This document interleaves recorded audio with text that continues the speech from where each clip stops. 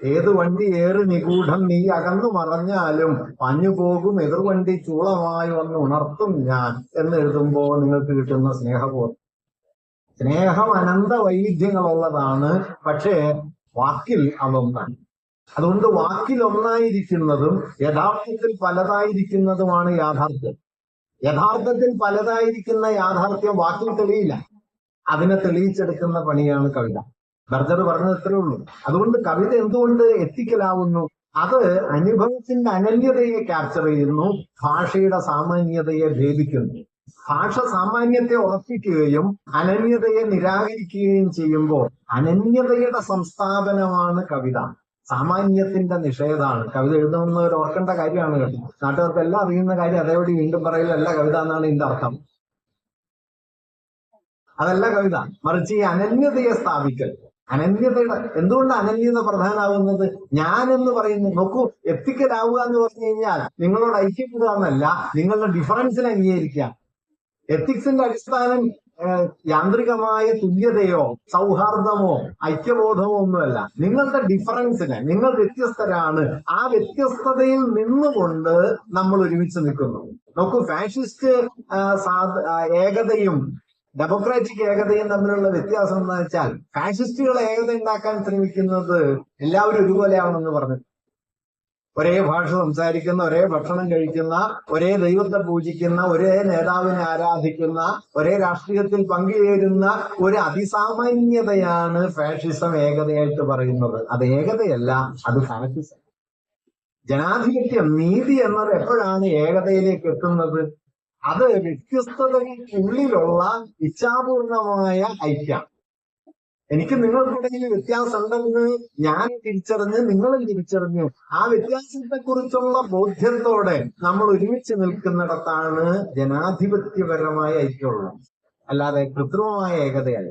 ഈ തിരിച്ചറിവിലേക്ക് നമ്മെ കൊണ്ടുപോകുന്ന ഒരു വലിയ പ്രവൃത്തിയാണ് വാസ്തവത്തില് ഈ കല ചെയ്യുന്നത്. കല അടിസ്ഥാനപരമായി ഈ അനന്യതയെ അഭിസംബോധന ചെയ്യുന്നു. ഞാൻ പലവട്ടം പറഞ്ഞതാണ്, നിങ്ങൾ കുറച്ചുപേരൊക്കെ കേട്ട് കാണും.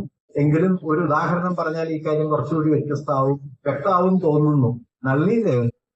നളിനി ആശ്രമത്തിലെത്തി എന്ന് പറയുന്ന സമയത്ത് ആശാൻ എഴുതുന്നത് നളിനി ആശ്രമത്തിൽ എത്തിയിരുന്നല്ലോ, 5 കൊല്ലം കഴിഞ്ഞു ആശ്രമത്തിൽ വന്നിട്ട് എന്ന് എഴുതുന്നുണ്ട്. ഈ 5 കൊല്ലം കഴിഞ്ഞു എന്നുള്ള വാക്കിന് ഒരു പ്രത്യേകത എന്താന്ന് വെച്ചാൽ, അല്ലെങ്കിൽ അതിന്റെ ഒരു സ്വഭാവം എന്താന്ന് വെച്ചാൽ, അതൊട്ടും എക്സ്പീരിയൻഷ്യൽ അല്ല, യുണീക്കാണ്. നിങ്ങൾക്ക് എന്ത് സന്ദർഭത്തോടും അതിനെ ചേർത്ത് വയ്ക്കാം. ജോലി കിട്ടിയിട്ട് 5 കൊല്ലം കഴിഞ്ഞു, അല്ലെങ്കിൽ ഒരു ആക്സിഡന്റ് ഉണ്ടായിട്ട് 5 കൊല്ലം കഴിഞ്ഞു, വിവാഹം കഴിഞ്ഞിട്ട് 5 കൊല്ലം കഴിഞ്ഞു, അങ്ങനെ ഏത് സന്ദർഭത്തോടും നിങ്ങൾക്ക് ആ പദാവലിയെ ചേർത്ത് വെക്കാം. 5 കൊല്ലം കഴിഞ്ഞു. കുമാരനാശാൻ ആ കവിതയിൽ എഴുതുന്നത് നളിനി ആശ്രമത്തിലെത്തിയിട്ട് 5 കൊല്ലം കഴിഞ്ഞു എന്നല്ല, അതിൽ പിന്നെ 5 വട്ടം ഇഹ കൂത്തുകാനനം എന്നാണ്. 5 പ്രാവശ്യം കാട് കൂത്തു.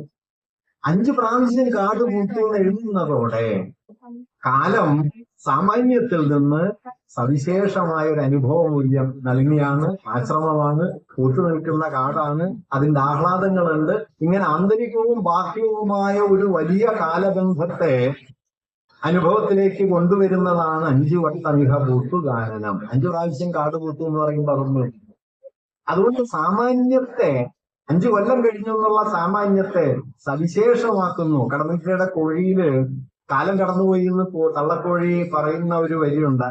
അന്ന് ഞാനും ഉടപ്പുറന്നോനും ഒന്നുപോലെ കഴിഞ്ഞ കുഞ്ഞുങ്ങൾ, അമ്മ ഞങ്ങളെ നെഞ്ഞത്തടുക്കി ഉമ്മ വെച്ച് വളർത്തി എന്നാലും കൊത്തി മാറ്റി ഒരിക്കൽ, അതിൽ പിന്നെ എത്ര രാവിന്റെ തൂവൽ കൊഴിഞ്ഞു. കാലം കഴിയുന്നു, എത്ര രാവിന്റെ തൂവൽ കൊഴിഞ്ഞു. അല്ലാതെ കോഴിയുടെ അനുഭവത്തെ നിങ്ങൾക്ക് മനുഷ്യാനുഭവത്തിന്റെ സാമാന്യതയിൽ പ്രതിഷ്ഠിച്ചിട്ട് കാര്യമില്ല. എന്റെ കർമ്മം ഞാൻ കൊക്കോ എന്ന കവിത അവസാനിക്കും.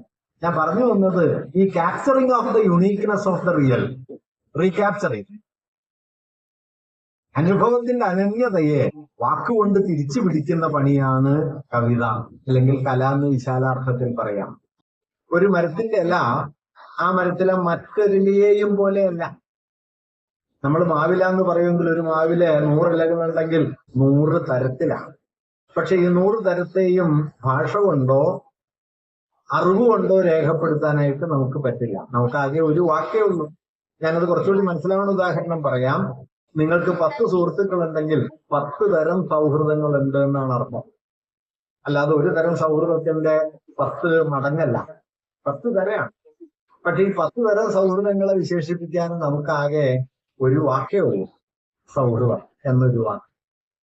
ഈ സൗഹൃദം എന്ന സാമാന്യത്തിനുള്ളിലെ സവിശേഷത്തെ വീണ്ടെടുക്കലാണ് കല. ഞാൻ വേറൊരു നിരീക്ഷണം, നമ്മുടെ കാലത്തെ വലിയൊരു കലാചിന്തകന്റെ വാക്യം പറയാം. ജോൺ ബർജർ എന്ന പേരായ കലാചിന്തകൻ കവിതയെ കുറിച്ച് ഒരു ചെറിയ ലേഖനം എഴുതുന്നുണ്ട്, അവർ ഓഫ് പോയട്രി എന്ന പേര്. അവർ ഓഫ് പോയട്രിയിൽ അദ്ദേഹം പറയുന്നത് എന്തിനാണ് കവിത? അദ്ദേഹം പറയുന്നത് കവിത മനുഷ്യർക്ക് ആവശ്യമുണ്ട്.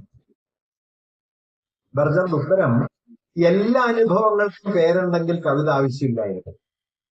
എല്ലാ അനുഭവങ്ങൾക്കും പേരുണ്ടെങ്കിൽ, നിങ്ങൾക്ക് 10 സുഹൃത്തുക്കളുണ്ട്, 10 തരം സൗഹൃദങ്ങളുണ്ട്, ആ 10നെയും വേറിട്ട് കാണിക്കാൻ പറ്റിയ ഭാഷയുണ്ടെങ്കിൽ കവിത വേണ്ട. നിർഭാഗ്യവശാൽ ആ 10നെയും വേറിട്ട് കാണിക്കാൻ വാക്കില്ല. വാക്കൊന്നേ ഉള്ളൂ, അനുഭവം 10ആണ്. ഏതനുഭവത്തിനും, സൗഹൃദമാകട്ടെ, പ്രണയമാകട്ടെ, സ്നേഹമാകട്ടെ, വിദ്വേഷമാകട്ടെ, എല്ലാം യൂണീക്കാണ്. പക്ഷെ ആ യുണീക്ക്നെസ്സിനെ ഭാഷയ്ക്ക് എടുക്കാൻ പറ്റില്ല. ഭാഷയ്ക്ക് സാമാന്യത്തെ മാത്രമേ എടുക്കാൻ പറ്റുള്ളൂ. ഭാഷ എല്ലാത്തിന്റെയും സാമാന്യത്തെ സംഗ്രഹിക്കുന്നു, അഥവാ സാമാന്യത്തെ മാത്രം ഉൾക്കൊണ്ട് വസ്തുവിനെ സത്താവൽക്കരിക്കുന്നു. യാഥാർത്ഥ്യമാകട്ടെ സത്താവൽക്കരിക്കപ്പെട്ട ഈ ഏകതയ്ക്കെതിരെ വ്യത്യസ്തതകളായി നിലകൊള്ളുന്നു. അതുകൊണ്ട് ഭാഷ ഉണ്ടാക്കുന്ന ഏകമാനതയും യാഥാർത്ഥ്യത്തിന്റെ ബഹുത്വവും തമ്മിലുള്ള അനന്തമായ പരിഹരിക്കപ്പെടാത്ത ഒരു വൈരുദ്ധ്യം മനുഷ്യാവബോധത്തിലുണ്ട്. മനുഷ്യാവബോധം അടിസ്ഥാനപരമായി വൈരുദ്ധ്യമുള്ള ഒന്നാണ്. കാരണം നമ്മുടെയൊക്കെ ലോകബോധം കൊണ്ട് നാം ലോകത്തെ മനസ്സിലാക്കുന്നത് ഏകമാനപരമായ രീതിയിലാണ്, യൂണിഫൈഡ് ആണ്, സോൾട്ടറി ക്യാരക്ടറിലാണ്. അതേസമയം യാഥാർത്ഥ്യമായിട്ട് വേറെ വേറെയാണ്, ഭിന്ന ഭിന്ന പ്രതലങ്ങളാണ്. ആ ഭിന്ന ഭിന്ന പ്രതലങ്ങളിൽ യാഥാർത്ഥ്യം വ്യത്യസ്തമായിട്ട് നിൽക്കുകയും ഭാഷ പക്ഷേ അതിനെ ഒന്നു മാത്രമായിട്ട് ചുരുക്കുകയും ചെയ്യും.